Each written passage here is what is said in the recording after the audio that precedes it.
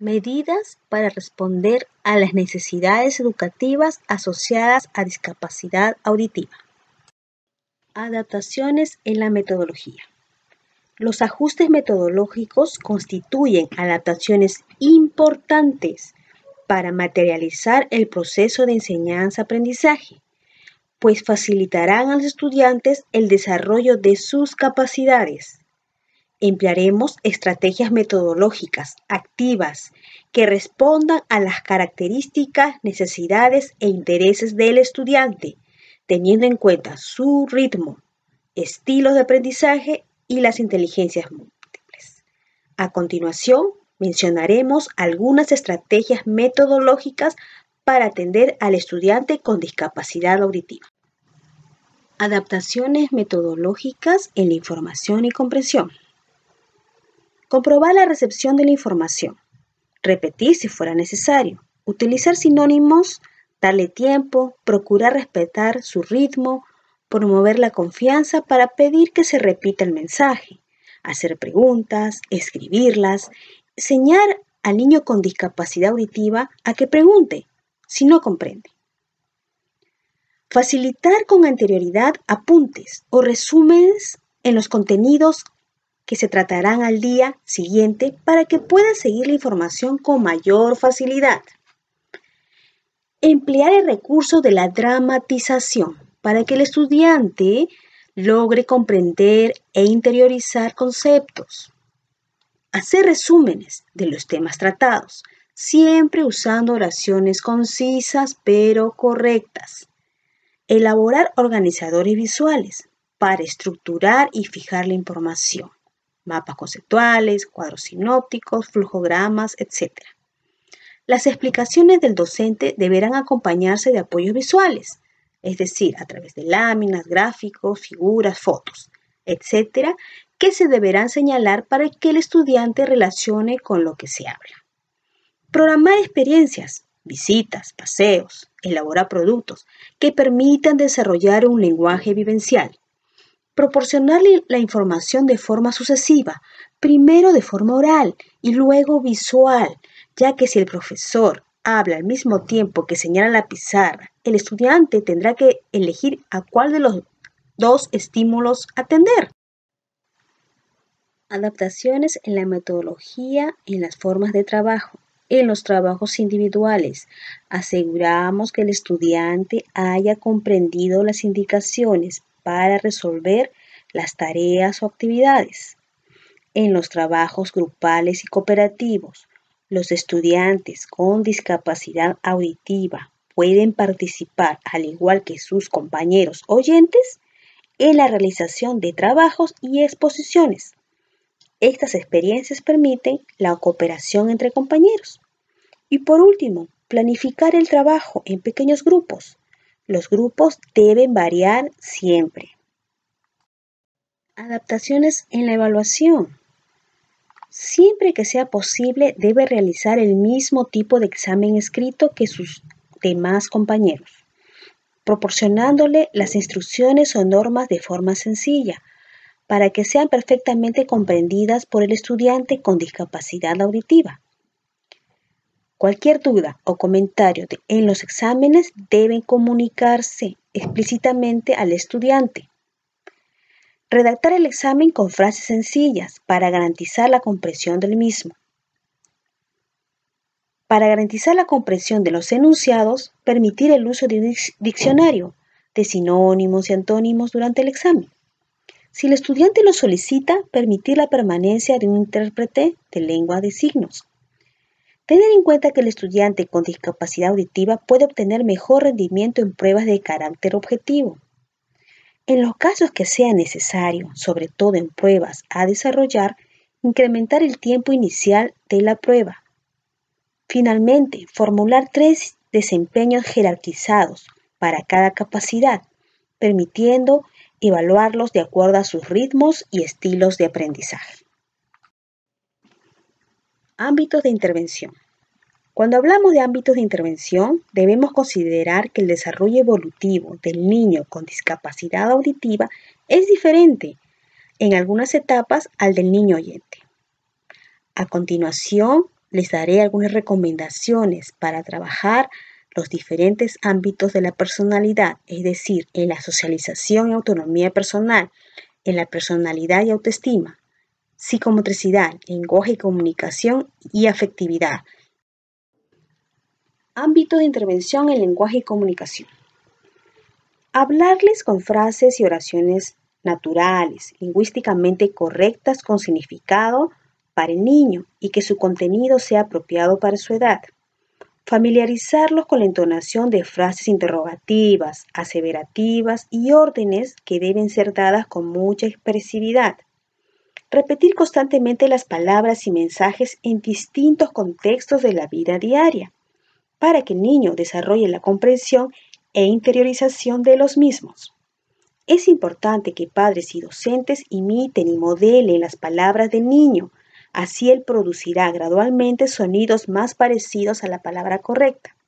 En el ámbito de la psicomotricidad, ayudaremos al estudiante al conocimiento del propio cuerpo y a la exploración del espacio que lo rodea. Partiremos de la observación, exploración y creación de situaciones que le ayude al niño a elegir, asociar, diferenciar, organizar, clasificar objetos, formas, tamaños y colores, vigilando y facilitando que superen las pautas de desarrollo adecuados a su edad. En el ámbito de la afectividad, el afecto y la ternura se transmiten fundamentalmente por los canales visuales, auditivos y táctiles. En el caso del niño con discapacidad auditiva, percibe con gran dificultad el ritmo, el tono e intensidad de los mensajes característicos del lenguaje, que juega un rol fundamental en la transmisión afectiva, por lo que se debe poner mayor énfasis en los canales visuales, es decir, en la expresión facial y corporal, y canales táctiles, a fin de brindar una mayor seguridad emocional del niño.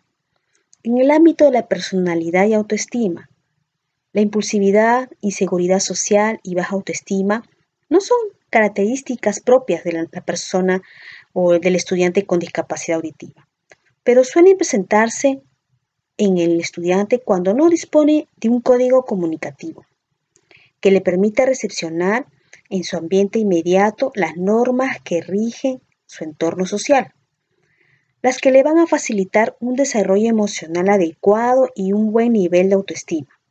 De ahí la importancia de establecer en las primeras etapas un código lingüístico que favorezca la interiorización de valores, normas y criterios sociales, que fortalezcan su personalidad y su identidad como persona, que influirá en su nivel de autoconcepto y autoestima. En el ámbito de la socialización y autonomía personal, para un adecuado desarrollo de esta área, es importante la participación de la familia como primeros generadores de vínculos afectivos. Es importante brindar al niño seguridad, cuidado, atención y amor. También es necesario servirle de ejemplo de cómo comportarse frente a otros, cómo relacionarse. Los valores de la familia, el afecto y las reglas de la sociedad le permiten al estudiante dominar su propia conducta, expresar sus sentimientos y ser una persona independiente autónoma.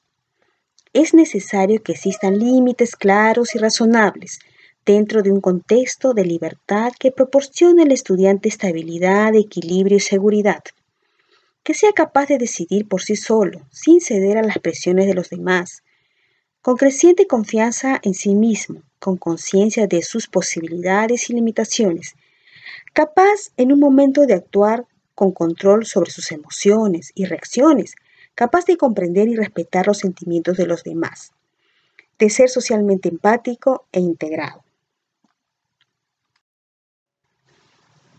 En la enseñanza de la lectura y escritura, los estudiantes con discapacidad auditiva pueden utilizar métodos de niños oyentes para el aprendizaje de la lectoescritura, siempre y cuando tengan una pérdida auditiva moderada, lo cual se empleará adaptaciones sencillas. En cambio, en estudiantes con sordera severa y profunda necesitan de otro tipo de metodología, a través de la lengua de señas y un entrenamiento auditivo. Además, se debe tener en cuenta la edad del estudiante, el nivel del lenguaje oral y gestual y el nivel de desarrollo cognitivo. algunas actividades relacionadas a la lectoescritura en estudiantes con pérdida auditiva leve, moderada o severa.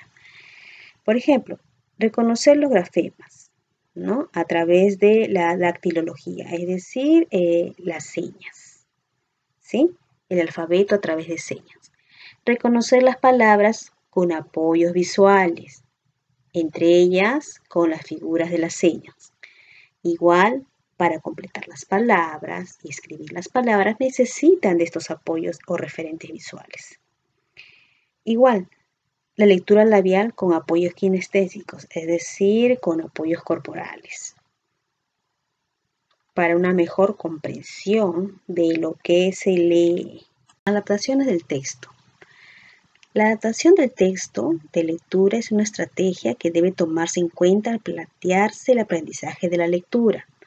Los textos deben tener toda la información complementaria para favorecer el aprendizaje de la lectura y su comprensión a través de ilustraciones, de dibujos, de señas en función de los esquemas y conocimientos que tiene el niño.